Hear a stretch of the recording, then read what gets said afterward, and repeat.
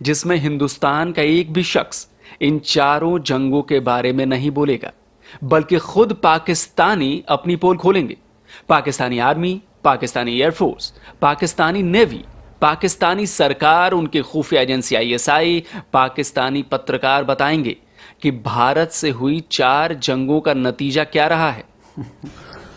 लड़ाई करना जानते हैं सर, जख्मी ले जाना, डेड बॉडी ले जाना नहीं जानते। तो दोस्तों, पाकिस्तानी आर्मी कितनी अनप्रोफेशनल है, इसका अंदाजा आपको करगिल जंग के इन पीओडब्ल्यू यानी प्रिजनर ऑफ वॉर की बातों से हो गया होगा। भारत ने इन सभी जवानों का इलाज कर वापस पाकिस्तान को सौंप दिया था। फिर एक मरहला ऐसा आया कि उनके पास खाने के लिए भी नहीं था, लेकिन आप सलाम करें उनकी बहादुरी को कि जब उन्हें कोई मौका मिलता था तो वो खाने को नहीं मांगते थे, वो एमुनिशन मांगते थे। हाँ, ये आपने लिखा है इसमें कि आप हमें एमुनिशन दे। सिंध रेजिमेंट के 2 जवान थे, जो आपने लिखा है कि 2 जवान जो 2 दिन लड़ते रहे, उनका एमुनिशन खत्म हो गया था और 2 दिन के बाद जब उनको कमक पहुंची तो उन्होंने कहा कि खाना नहीं चाहिए, हमें गोलियां दो, गोलियां दो। मेरे पाकिस्तानी दोस्तों, इन सबूतों पर यकीन कर रहे हैं ना? दिल तो जल रहा होगा, दर्द हो रहा होगा अपनी नकारा फौज की पोल खुलते हुए देखकर। नमस्कार दोस्तों, स्वागत है आप सबका इंडी रिएक्शन टीवी में। दोस्तों, आज की वीडियो जो ली गई है वो है डिफेंस डिटेक्टिव से। वीडियो का टाइटल है truth of Kargil war by Pakistani people. पाकिस्तानियों ने ही खोली कारगिल पर अपनी आर्मी की पोल। चलिए देखते हैं वीडियो, जो कि बहुत इंटरेस्टिंग होने वाली है। दोस्तों, वीडियो को पूरा देखिएगा और एक एक घटनाक्रम आपको अच्छे से पता लगेगा कि कैसे पाकिस्तानियों ने इंडिया के लोगों के पीठ में छुरा घोंपा और खुद के लोगों के साथ कितना गलत किया। चलिए वीडियो को देखते हैं। मेरे पाकिस्तानी दर्शक अपने कमेंट्स में लगातार लिख रहे हैं कि 71 की जंग को छोड़ दें तो पाकिस्तान ने हर जंग में भारत को शिकस्त दी है, हराया है। तो दोस्तों, आज इन पाकिस्तानी दर्शकों की बोलती बंद करने के लिए मैं ये वीडियो लेकर आया हूं। आज से मैं एक सीरीज शुरू कर रहा हूं जिसमें हिंदुस्तान का एक भी शख्स इन चारों जंगों के बारे में नहीं बोलेगा, बल्कि खुद पाकिस्तानी अपनी पोल खोलेंगे। Pakistani army, Pakistani air force, Pakistani navy, Pakistani सरकार, उनकी खुफिया एजेंसी आईएसआई, पाकिस्तानी पत्रकार बताएंगे कि भारत से हुई 4 जंगों का नतीजा क्या रहा है। अगर पाकिस्तान के मेरे दर्शक सबूतों के साथ बने इस वीडियो को भी नहीं मानेंगे तो मैं बस यही कहना चाहूंगा कि आप लोगों ने अपनी आंखों पर पट्टी बांध रखी है, सच को मानना ही नहीं चाहते। तो सीरीज के पहले वीडियो में बात करगिल जंग की।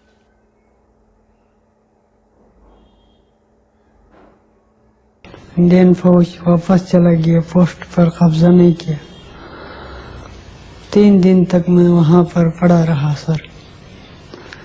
3 दिन तक मैं रिपोर्ट देते हुए गया, अभी आकर आपको ले जाएंगे। दूसरा दिन, तीसरा दिन किसी ने नहीं ले गया सर। 3 दिन के बाद फिर अटैक हो गया, पोस्ट कब्जा हो गया सर। दूसरा दिन फिर एक इंडियन फौजी आ गया सर, करीब आ गया तो मैंने उसको बताया, भाई मैं जख्म है, मुझे नहीं मार रहा है। पाकिस्तानी फौजी हुनर शेर ही नहीं, कई और जवान जिन्हें भारत की सेना ने पकड़ा, उन्होंने यही बातें कही। ये सब करगिल जंग की जंग में युद्धबंदी थे। पाकिस्तान की फौज ने इन्हें लड़ने तो भेजा था, लेकिन जंग में इन्हें इनके हाल पर छोड़ दिया था। अब सर नहीं ले गया, अच्छा नहीं होने की वजह से नहीं ले गया, नहीं तो 3 दिन में ले जाना चाहिए जख्मी को। अगर अच्छा होता तो 3 दिन तक एक जख्मी कैसे नहीं ले जा सकते। लड़ाई करना जानते हैं सर, जख्मी ले जाना, डेड बॉडी ले जाना नहीं जानते। तो दोस्तों, पाकिस्तानी आर्मी कितनी अनप्रोफेशनल है, इसका अंदाजा आपको करगिल जंग के इन पीओडब्ल्यू यानी प्रिजनर ऑफ वॉर की बातों से हो गया होगा। भारत ने इन सभी जवानों का इलाज कर वापस पाकिस्तान को सौंप दिया था। इस सबूत को देखने के बाद पाकिस्तानी दर्शक कहेंगे कि जबरन बयान लिया गया होगा, लेकिन दोस्तों, सच ये है कि पाकिस्तानी फौज के इन जवानों ने अपनी ही फौज की पोल खोल दी। अगर ये सबूत भी नहीं मानते हैं आप, तो मेरे पास आज सबूतों की लंबी फहरिस्त है। जो झूठी बात करगिल जंग के बारे में आपके दिमाग में भरी गई है ना, आज उनको हटाने का वक्त है। पहले आपको सुनाते हैं आपके ही पाकिस्तानी सरकार, फौज और पत्रकारों की जुबानी कि करगिल में हुआ क्या था। हमारा बड़ा नुकसान हुआ, जानी नुकसान हुआ। हमने केटर नहीं किया था, जो लोग ऊपर बैठे थे सप्लाईज नहीं पहुंचा सके थे। हमारा ख्याल ही नहीं था। इंडिया तो बोफर्स गन लेके आ गया, एयरफोर्स लेके आ गया। उनका ख्याल था कि थोड़े से होगा। तो ये तो बड़ी फ्लॉड अजम्पशंस थी। अगर आप कहें ना कि एक चीज़ क्या थी जिसने टर्न अराउंड किया सिचुएशन को, वो थी कि बूफर गन्स इंडियंस ले आए थे, वो अब हाईवे पे जो पाकिस्तान के तरफ ब्लॉक करेंगे। और इंडियन जो अकाउंट्स हैं वो भी, और जो पाकिस्तानी जब मैं बात करती हूँ उनसे, वो भी, उन दोनों तरफ से ये बात कंफर्म हुई कि उन्होंने बूफर गन्स जो थी, उन्होंने पहाड़ों की चोटियों के पराश्चे उधेड़े, क्योंकि और उन्हें कोई, और ऊपर से नॉन स्टॉप, मतलब जब मौसम होता था, इंडियन जो एयरफोर्स थी वो देवर पाउंडिंग एंड पाउंडिंग। इंडियंस के पास रीइंफोर्समेंट भी थी, सप्लाईज भी रिकैप्चर कर रहे, सारा कुछ कर रहे। हमारे पास सप्लाईज भी नहीं थी, हमारे राशंस खत्म हो रहे थे, वी वर डग इन, हमारे पास रिसोर्सेज खत्म हो रहे थे, और लॉसेस, मैसिव लॉसेस हो रहे थे, because we were in bunkers. और वो कोई बाहर निकलते तो वो उनके एयरफोर्स ऊपर फिर रही थी। सो मतलब वी वर बीइंग पाउंडेड। और तो उस वक्त हमारी जो कैजुअलिटीज थी बढ़ रही थी, और लोगों, हमारे सोल्जर्स के rations had run out, starvation was setting in. Technically बड़ा बुरा हाल हो चुका था। तो जमीन से बोफोर्स तोपों और आसमान से इंडियन एयरफोर्स ने पाकिस्तानी फौज का हाल बेहाल कर दिया। उन्हें समझ ही नहीं आ रहा था कि करें तो क्या करें। न बचने का रास्ता था, न भाग निकलने का। गोलियां नहीं थी, गोला बारूद नहीं थे, राशन नहीं था। पाकिस्तानी फौज भूखों मर रही थी। लेकिन यहां पर पाकिस्तानी फौज के कुछ जवान भूखे पेट भी लड़ने को तैयार थे। उनकी तारीफ तो बनती है, क्योंकि वायरलेस पर वो रोटी नहीं, गोली मांग रहे थे। वाकई फिर एक मरहला ऐसा आया कि उनके पास खाने के लिए भी नहीं था। लेकिन आप सलाम करें उनकी बहादुरी को कि जब उन्हें कोई मौका मिलता था तो वो खाने को नहीं मांगते थे, वो एमुनिशन मांगते थे। हाँ, ये आपने लिखा है इसमें कि आप हमें एमुनिशन दे। सिंध रेजिमेंट के 2 जवान थे, जो आपने लिखा है कि 2 जवान जो 2 दिन लड़ते रहे, उनका एमुनिशन खत्म हो गया था, और 2 दिन के बाद जब उनको कमक पहुंची तो उन्होंने कहा कि खाना नहीं चाहिए, हमें गोलियां दो, गोलियां दो। मेरे पाकिस्तानी दोस्तों, इन सबूतों पर यकीन कर रहे हैं ना? दिल तो जल रहा होगा, दर्द हो रहा होगा अपनी नकारा फौज की पोल खुलते हुए देखकर। जनाब, अभी तो जो सबूत मैंने पेश किए हैं वो कुछ नहीं है। आगे तो ऐसी ऐसी बातें आपके ही पाकिस्तानी कहने वाले हैं जिनसे आपकी आर्मी की दिमागी हालत का पता चलने वाला है। अभी तो आप ये सुनिए कि करगिल में आपकी फौज को अपने कितने जवानों से हाथ धोना पड़ा। और जब वो आए तो हाँ, कैजुअलिटीज हुई हैं बहुत। नंबर्स का नहीं पता चलता, कोई कहता है 300, कोई कहता है 2000, ये नंबर्स का नहीं। 2000 तो हो ही नहीं सकते, इतने तो गए भी नहीं थे। लेकिन शहीद हमारे ये फौज के अपने लोगों से मैं बात करूं, वो कहते हैं कि शायद ईस्ट पाकिस्तान में हमारे इतने नहीं शहीद हुए जितने यहाँ शहीद हुए। तो एक बहुत बहुत बड़ा ब्लंडर था। तो दोस्तों, वीडियो बड़ी ही मज़ेदार है, क्योंकि पाकिस्तानी अपनी ही फ़ौज की बखियाँ उधेड़ रहे हैं, उनकी ही पोल खोल रहे हैं। और लोगों को पहले ही पता है कि पाकिस्तान की फ़ौज कितनी कायर है। सामने से वो हमला तो कर नहीं सकती है, इसीलिए तो उन्होंने पीछे से ही वहाँ पे कब्जा किया कारगिल में, ऊंची ऊंची पहाड़ी चोटियों पे। अपने घायल सैनिकों को पाकिस्तान की फ़ौज नहीं लेके जा रही थी। इससे आपको अंदाज़ा लग ही गया होगा कि कैसी फ़ौज है, कैसी आर्मी है पाकिस्तानी, जो खुद को नंबर 1 कहती है। इस कारगिल युद्ध में पाकिस्तान के 2700 फौजी मारे गए थे, 2700। इंडिया के भी 527 जवान शहीद हुए थे, 1300 के करीब घायल हुए थे। लेकिन पाकिस्तान खून के आंसू रोया था। पाकिस्तानी आर्मी ने ही इंडिया के पीठ में छुरा घोंपा था। तो सारी जानकारी पाकिस्तानी अपने मुंह से खुद दे रहे हैं। भारत ने कभी युद्ध की शुरुआत नहीं की। यह सब पाकिस्तानियों की ही जाहिल मानसिकता है। पाकिस्तानियों ने यहाँ पे पैसा खर्चा किया भारत को तंग करने के लिए। ये अपनी पब्लिक के लिए खर्चा करते। हिंदुस्तान को परेशान करने के चक्कर में खुद वहाँ से भाग खड़े हुए। करीब इनके 250 से ज़्यादा फौजी भाग खड़े हुए थे वहाँ से। तो आप देख रहे हैं कि पाकिस्तानी पत्रकार पाकिस्तान की ही पोल खोल रहे हैं। ये हिंदुस्तानी नहीं बोल रहे, पाकिस्तान के फ़ौज के लोग बोल रहे हैं, पाकिस्तानी जर्नलिस्ट बोल रहे हैं। पाकिस्तान की फ़ौज जो कहती है ना, हम घुसकर मारेंगे, ये कर देंगे, वो कर देंगे। एक बार आप एक बार आप इधर नज़र उठा के तो देखो, फिर क्या हाल होता है तुम्हारा। दोस्तों, इस वीडियो में आप खुद ही देखोगे कि पाकिस्तानी जर्नलिस्ट कैसे अपने आर्मी की पोल खोल रहे हैं, कैसे उस भगोड़ी फौज के बारे में एक एक बात बता रहे हैं। कायर फौज इनकी। थोड़ा दोस्तों मुद्दे से अलग जा रहे हैं, पर आपको एक बात बताना ज़रूरी है। ये जो हमारे वीर अभिनंदन के बारे में कहते हैं कि हाँ हमने वापस किया था, वीर अभिनंदन ने तो मार के तुम्हारा F-16 गिरा दिया था। इन्होंने कहा कि हमने वापस किया, पर इंडिया ने जो इनके 93,000 फौजियों को कैद किया था, जिन्हें जो घुटनों पे बैठ गए थे इंडिया के सामने, सरेंडर कर दिया था 93,000 फौजी। इन्हें शर्म नहीं आती बोलते हुए? इंडिया ने 2 से 3 साल उन्हें खिलाया बिठा के, इनकी शर्म मर चुकी है। तो देखते हैं दोस्तों, पाकिस्तानी खुद ही अपनी पाक आर्मी की कैसे बखियाँ उधेड़ रहे हैं। दोस्तों, इन लोगों का झूठ शरेआम अभी भी झूठ बोल रहे हैं। विकिपीडिया पे आप पढ़िए, पाकिस्तानी फ़ौजियों की कैजुअलिटी बताई गई है कि वहाँ पे 2-3 प्लेटफॉर्म हैं जिस पे बताई, किसी पे 1300 बताई गई है, किसी पे 1500, लेकिन विकिपीडिया पे इनकी बताई गई कि 2700 से ज़्यादा फ़ौजी इनके मारे गए थे। तो आपके सामने वो फैक्ट रखूँगा, आप देखिएगा। और ये हर बात में झूठ बोलते हैं, ये सच तो बोल ही नहीं पाते। इन्हें पता सच बोलेंगे तो इनकी आर्मी इन्हें गायब कर देगी। ये तो कहते इतने लोग वहाँ गए भी नहीं थे, 5,000 से ज़्यादा लोग थे वहाँ पे इनके, जो ऑन रिकॉर्ड मौजूद है। देखिए, आप आपके सामने फैक्ट रखे जाएंगे। कह रहे हैं सिर्फ 270 कैजुअलिटीज हुई पाकिस्तानी फौज। नहीं, 1,000 से जायद कैजुअलिटीज हुई हैं हमारी। 1,000 से जायद? 1,000 से जायद कैजुअलिटीज हुई हैं। अगरचे इसका जितना भी डाटा है ये इन्होंने छुपा लिया है, बाद में इसको एक्सेस नहीं उससे मिल सकी। पाकिस्तानी जवानों के मरने से याद आया, पाकिस्तानी फौज अपने आप को प्रोफेशनल कहती है ना। मेरे पाकिस्तानी दर्शकों को भी अपनी सेना पर बड़ा गुरूर है, होना भी चाहिए, लेकिन दोस्तों अंधा गुरूर नहीं होना चाहिए। जनाब, आपकी आर्मी ने तो अपने ही जवानों की लाशों को लेने से मना कर दिया। प्रोफेशनल होना क्या होता है, उन्हें भारत की सेना से सीखना चाहिए। दुश्मन सैनिकों की लाशों का भी भारतीय आर्मी ने सम्मान किया, उन्हें पूरे सम्मान और धार्मिक रीति रिवाजों के मुताबिक दफनाया। सेना चाहती तो पाकिस्तानी सैनिकों की लाशें वैसे ही छोड़ सकती थी, लेकिन उसने ऐसा नहीं किया।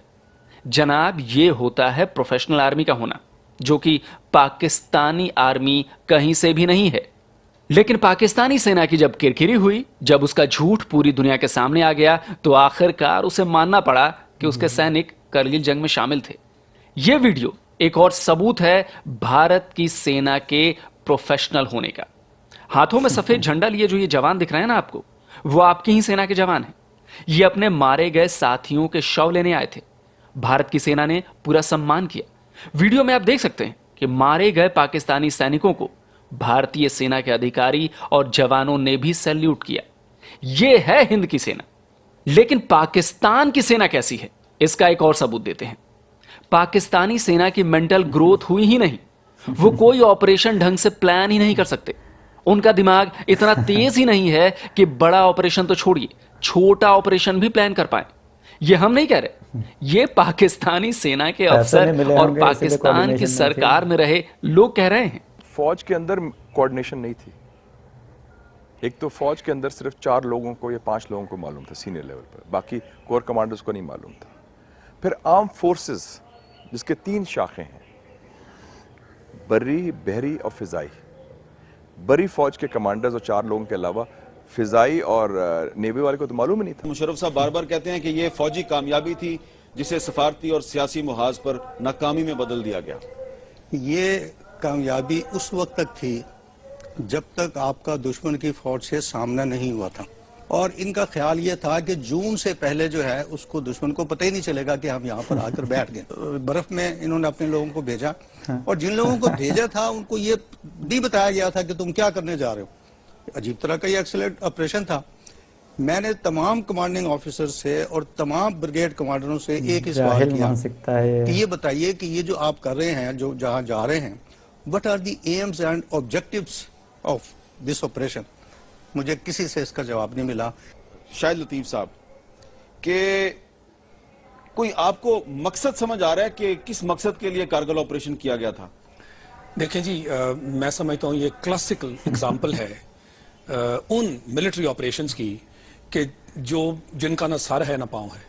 हंसी आती है कहीं इन पे लोगों भी की बातें सुन बेसिक के। एजुकेशन से कॉमेडियन लेके है। मिलिट्री वॉरफेयर में टू द हाईएस्ट जो आप एनडीसी वगैरह में भी पढ़ाते हैं ऑपरेशनल स्ट्रेटजी में, आप जब तक अपनी वॉर प्लान को from the beginning to the end entirety में नहीं देखते, आप वॉर के अंदर जा ही नहीं सकते, ऑपरेशंस लॉन्च कर ही नहीं सकते। ये कैसा ऑपरेशन है कि जिसके अंदर आपको एम्स एंड ऑब्जेक्टिव्स क्लियर नहीं है, क्योंकि मॉरली तो वो हाई ग्राउंड्स पे थे ना। आपने एलओसी क्रॉस की, आपने जाके उन पे अटैक कर दिया। क्या हम तारीख से सबक नहीं सीखते? तारीख से सबक नहीं सीखते, और दूसरी एक चीज़ बहुत आया हो जाती है इससे कि हमारी जो मिलिट्री तालीम है यानी मिलिट्री एजुकेशन, इसमें कोई एक कोताही भी है। इसका मतलब ये है कि जो हायर लीडरशिप है वो कम से कम ये लोगों में जिन्होंने इस किस्म की हरकतें की हैं उसमें बहुत ही कोताही जाहिर होती है और आया होती है। तो इसका मतलब ये है कि टैक्टिकल लेवल के ऊपर तो ये अपनी सोच है इनकी, लेकिन जो स्ट्रेटेजिक थिंकिंग जो इनका फर्ज बनता था वो इनमें है ही नहीं और ये सोच ही नहीं सकते। मैंने कहा था ना कि मैं सबूतों के साथ बात करूंगा। सुन लिया ना आपने, नकारा पाकिस्तानियों की ही जुबानी अपनी नकारा फौज की कहानी। भारत की आर्मी के सामने पाकिस्तान की आर्मी कहीं नहीं ठहरती जनाब। अभी तो सिर्फ एक जंग की बात की है, अभी तो 3 की बात करनी बाकी है, उन पर भी वीडियो बनाने वाला हूं। आज तो सिर्फ करगिल जंग पर आप लोगों के झूठ का पर्दाफाश कर रहा हूं। और आप लोग जो चीन को अपना दोस्त, अपना हमदर्द समझते हैं ना, उसने करगिल जंग के दौरान क्या किया था, जरा वो भी सुन लीजिए। तो सबसे बड़ी मिसकैलकुलेशन ये थी कि दे डिड नॉट रियलाइज कि इंडिया किस तरीके से रिएक्ट करेगा। इनका ख्याल था वो नहीं करेगा वैसे, उन्होंने वैसे किया। और इनका ये ख्याल था कि कश्मीर के अंदर भी कुछ उभरेगा, कुछ होगा, वो भी कुछ नहीं हुआ। और तीसरा ये था, इनका ख्याल था कि प्राइम मिनिस्टर इनके साथ थ्रू आउट जाएगा। एक स्टेज ऐसी आई कि नवाज शरीफ के ऊपर इतना प्रेशर आया from India and from the United states and from Britain कि मियां साहब ने कहा हम तो ये फंस गए हैं यहाँ, तो ये निकालें यहाँ से, नहीं तो हमें तो बिल्कुल उड़ा के रख देंगे और हमारी कोई मदद करने के लिए नहीं आएगा। और चाइना ने कुछ नहीं किया, चाइना ने कुछ नहीं किया। समझ नहीं आया? मैं आपको समझाता हूं। तब के army chief general Pervez Musharraf चीन में थे। वहां से उन्होंने अपने तब के chief of staff lieutenant general Mohammad Aziz को एक सीक्रेट कॉल की। उसमें करगिल को लेकर क्या बातचीत हुई वो सारी जानकारी भारत को मिल गई। इस टेप को भारत ने 1999 में ही आपके पीएम नवाज शरीफ को सौंपा था। अब आप सोचिए कि प्लानिंग के लेवल पर आपके आर्मी चीफ ने कितनी बड़ी मूर्खता की है। और यह हुआ कैसे, ये भी सुन लीजिए। देखिए, आप चाइना में हैं, एक होटल रूम में आप बात कर रहे हैं पाकिस्तान में, पाकिस्तान में, तो जाहिर है यार वो तो चाइनीज इंटेलिजेंस नेचुरली वो चाइनीज ही होंगे। अमेरिकन तो डिएगो गार्सिया में बैठ के इंडियन ओशन में बैठ के इतना तो नहीं कर सकते। तो या अमेरिकन थे या चाइनीज थे, बट अगर चाइनीज थे तो उन्होंने डर गए। हाँ, उन्होंने पाकिस्तान को हेल्प नहीं किया। नहीं, उन्होंने कहा ये क्या कर रहे हैं, क्या कर रहे हैं। हाँ। तो उन्होंने, मेरा ख्याल है उन्होंने फिर अमेरिकनों को बताया, क्योंकि इंडिया के साथ डायरेक्ट बता नहीं सकते थे, प्रॉब्लम हो जाता। अब अमेरिकनों ने इनको बताया, फिर जाके ये मसला जाके ना तो फिर दुनिया को पता चला हो क्या रहा है। करगिल में जब पाकिस्तानी सेना बुरी तरह फंस गई तो वो घबरा गई। उन्हें लगा कि अब तो भारत उन्हें छोड़ेगा नहीं। इस डर के मारे आपके जनरल परवेज मुशर्रफ हाथ जोड़ते हुए नवाज शरीफ के पास पहुंचे कि भाई कोई रास्ता निकालिए। रास्ता एक ही था, अमेरिका के पैरों में जाकर गिर पड़ना। और हुआ भी वही। कारगिल एक मिस एडवेंचर है, लेकिन कहा जाता है कि नहीं, मियां नवाज शरीफ को जाना पड़ा अमेरिका और वहां से अमेरिकन को माफी मांगनी पड़ी कि भाई हमारा कोई रास्ता निकाल दो, क्योंकि हमारी फौज को पिस्पाई होनी। एक्चुअली ये हुआ कि नवाज शरीफ साहब को मिन्नतें करके परवेज मुशर्रफ ने भिजवाया, क्योंकि वहां पिस्पाई हो रही थी। ने देखा ना कि वहां तो टुलोलंग भी गिर गया। उसके बाद ये सारा इसको बुखार चढ़ा। तो टुलोलंग मेरा ख्याल है 2 तारीख को ही गिरा था। तो Musharraf requested Nawaz Sharif, he requested कि जी आप जाएं अमेरिका जाएं और इंटरवीन करवाएं, इसको क्लिंटन से इंटरवीन करवाएं। और जो ही वो चले गए, इसने एकदम शुरू कर दिया ये प्रोपेगेंडा कि हम तो जीत रहे थे, अब ये चला गया, हमें वहां जाके एक्सेप्ट कर लेगा। तो आप ये कहना चाह रहे हैं ये शख्स दोगला है? बहुत दोगला है, बहुत दोगला और झूठा। तो फिर मियां साहब ने क्लिंटन के साथ रब्ता किया और क्लिंटन को मिलने गए, और वहां जो हुआ वो फिर स्ट्रोप टैबलेट साहब हैं जिन्होंने पूरी किताब, एक चैप्टर पूरा लिखा है, क्योंकि वो नोट्स ले रहे थे। और उसमें फिर उन्होंने बताया कि मियां साहब ने बेसिकली जाके कहा हमें यहाँ से निकालें। उन्होंने कहा निकालेंगे आपको मिलेगा कुछ नहीं। उन्होंने कहा जी उनको कहीं विड्रॉ करें, ये करें, ऐसा कुछ नहीं, आप निकलेंगे। उन्होंने कहा जी उसको सीज फायर करने का, सीज फायर भी नहीं, वो तो नहीं छोड़ेंगे जब तक आप निकलेंगे नहीं। तो मतलब इट वॉज वो जुलाई 4 उनकी छुट्टी का दिन, और वहां वो जबरदस्ती मियां साहब पहुंचे, डेस्परेट। उनका आना ही इस स्टेज पे ऐसे लगता था आउट ऑफ फियर डिफीट। तो मतलब ये बुरे हालात थे पाकिस्तान के उस वक्त, सियासी तौर पे भी और मिलिटरीली भी। और then we had to withdraw, और विड्रॉल में भी वो शेलिंग करते रहे। सबसे मतलब it was a terrible situation in July, बहुत बुरी जुलाई के जो हाल हुआ हमारा, it was terrible because we were without cover and we were withdrawing. तो मेरे पाकिस्तानी दोस्तों, ये जो आप कहते रहते हैं ना कि करगिल जंग में पाकिस्तान अमेरिका के पास नहीं गया, नवाज शरीफ जंग खत्म करवाने के लिए बिल क्लिंटन के पैरों पर नहीं गिरे, तो दोस्तों हाथ कंगन को आरसी क्या और पढ़े लिखे को फारसी क्या। सबूत आपको मैंने दे दिया। करगिल जंग हारने का नतीजा पाकिस्तान को सिर्फ जंग के मैदान में ही नहीं भुगतना पड़ा, दुनिया भर में क्या हाल हुआ ये भी पाकिस्तानियों की ही जुबानी सुन लीजिए। कारगिल का ये था कि it was a setback internationally diplomatic हवाले से, एक तो हमारी क्रेडिबिलिटी के हवाले से, एक कश्मीर के हवाले से, और एक पाकिस्तान अमेरिकन ताल्लुकात के हवाले से, कि जो अमेरिकन टिल्ट है वो हिंदुस्तान की तरफ चला गया। कारगिल ऑपरेशन का मकसद क्या था? कश्मीर आजाद करवाना या सियाचिन वापस लेना? मकसद क्या था? मुशर्रफ साहब ने जो मकसद ऐलान किया था वो ये था कि कारगिल करने की वजह से सियाचिन की सप्लाई लाइन कट जाएगी, हिंदुस्तान की फौज को सियाचिन से निकलने पर हम मजबूर कर देंगे, जिसकी वजह से उसके ऊपर इतना दबाव पड़ेगा इंटरनेशनल किस्म का कि ये इस किस्म की जंग 2 एटमी रियासतों में फैल सकती है, और उस दबाव की वजह से वो कश्मीर पर मानी खेज मुज़ाकरात करने के लिए आमादा हो जाएगा।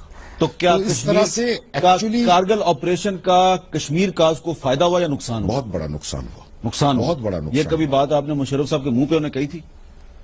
वाजपेयी चल के आए थे पाकिस्तान, बस में बैठ के पाकिस्तान आए थे, और पाकिस्तान बहैसियत मुल्क के बहुत एक in a very dignified and proud manner हमने रिसीव किया था इंडियन प्राइम मिनिस्टर को। और वो बात करने आए थे और बात चल रही थी। उसके बाद जनरल मुशर्रफ को तो मिन्नतें करनी पड़ी। General Musharraf had to walk on his knees and go to the Indians and keep saying कि जी बात करें हमारे से। फाइनल जो उन्होंने जिस तरीके से जो स्ट्रैटेजी, मिलिट्री स्ट्रैटेजी की, दैट वाज वेरी गुड, और पॉलिटिकल स्ट्रैटेजी इंटरनेशनल कम्युनिटी को साथ लिया। 1971 में इंडिया ने इंटरनेशनल कम्युनिटी को साथ लिया था, हम अग्रेसर हमें डिक्लेयर हो गए थे, याद है आपको? और अभी भी वही हुआ, और हम हमेशा आइसोलेट हो जाते हैं, और हमें इंडिया जो है वो इंटरनेशनल डिप्लोमेसी की बेहतर है, हमारी नहीं है, सीधी सी बात। We get pipped. तो दोस्तों, जैसा कि मेरा वादा था, एक भी हिंदुस्तानी को बतौर सबूत पेश नहीं किया मैंने। पाकिस्तानियों की जुबानी करगिल जंग की हकीकत आपके सामने रखी। किस तरह पाकिस्तानी फौज ने एक बेहद बुरा और निचले दर्जे का मिलिट्री ऑपरेशन प्लान किया, किस तरह उन्हें शिकस्त झेलनी पड़ी, और किस तरह दुनिया भर में पाकिस्तान आर्मी की तथाकथित काबिलियत के बारे में पता चला उन लोगों के लिए जिन्होंने कमेंट में 4 जंगों के बारे में लिखा है कि 71 को छोड़ पाकिस्तान कभी नहीं हारा। तो भाइयों, करगिल का सच आपके सामने ला दिया मैंने। दोस्तों, ये लग रहा है कि पाकिस्तान का कॉमेडी शो चल रहा है कोई। पाकिस्तान के लोग, पाकिस्तान के जर्नलिस्ट, पाकिस्तान की आर्मी मैन रिटायर्ड, इन्होंने पाकिस्तान की आर्मी की बखियां उधड़ दी, पाकिस्तान की पोल खोल दी। पाकिस्तान के नाकारा फौज कैसे भागी वहाँ से। जनरल परवेज मुशर्रफ जो कहता है कि हमने ये कर दिया, वो कर दिया, घुटनों पे चल के आया माफ़ी मांगने के लिए। उनकी पत्रकार ही कह रहे हैं, कोई और नहीं कह रहा है। नवाज शरीफ भाग के गए अमेरिका, अमेरिका के पैरों में नाक रगड़कर युद्ध को रुकवाया। पता था नहीं तो इंडिया घुस जाता और अंदर इनको भागने की भी जगह नहीं मिलती। हिंदुस्तान को कोई आंखें दिखा के निकल जाए, ऐसा ना हुआ है ना आगे होगा। अरे पाकिस्तानी जाहिल मानसिकता वाले अपने दिमाग से निकाल दें कि ऐसा कभी हिंदुस्तान के साथ ये कर सकते हैं। अरे इनके तो बच्चे बच्चे में जहर भरा हुआ है, फिर भी ये हिंदुस्तान का कुछ नहीं बिगाड़ सकते। इनकी सोच ही अलग है। ये डेवलपमेंट के बारे में नहीं सोचते, ये सोचते कि ये तरक्की क्यों कर रहा है, इसको नीचे किया जाए। ये नहीं सोचते कि हम इससे ज़्यादा तरक्की करके आगे बढ़ें। इनके ही लोगों ने इनकी जो सो कॉल्ड नंबर 1 आर्मी, उसकी पोल खोल दी। कितनी डरपोक भगौड़ी आर्मी है इनकी। इनको प्राउड होता है भाई हमारी आर्मी ऐसी है वैसी है। एक भी जंग नहीं जीते तुम लोग आज तक। तुम लोग कहते हो जज्बा है ना, अभी तुम्हारे आर्मी चीफ कह रहे थे कि जज्बा है, जज्बा है। यही जज्बा है, कारगिल में भी यही जज्बा था तुम्हारा। उल्टे पैर भागे थे, अपने कितने सैनिक शहीद करवा लिए। इसीलिए हिंदुस्तान की तरफ आंख उठाकर मत देखना। हमारे हिंदुस्तानी अगर आ गए ना अपने विकराल रूप में, तो पाकिस्तान नक्शे से गायब हो जाएगा। तो दोस्तों, आप अपनी राय कमेंट में ज़रूर दें कि आपको ये वीडियो कैसी लगी। पाकिस्तानी आर्मी की पोल जो खुली, आपको कैसा लगा, कमेंट करके बताएं। वीडियो को लाइक करें, चैनल को सब्सक्राइब करें, वीडियो को अधिक से अधिक शेयर करें, ताकि ये पाकिस्तानियों तक भी पहुँचे, उनको हकीकत का पता लगे। जय हिंद, वंदे मातरम।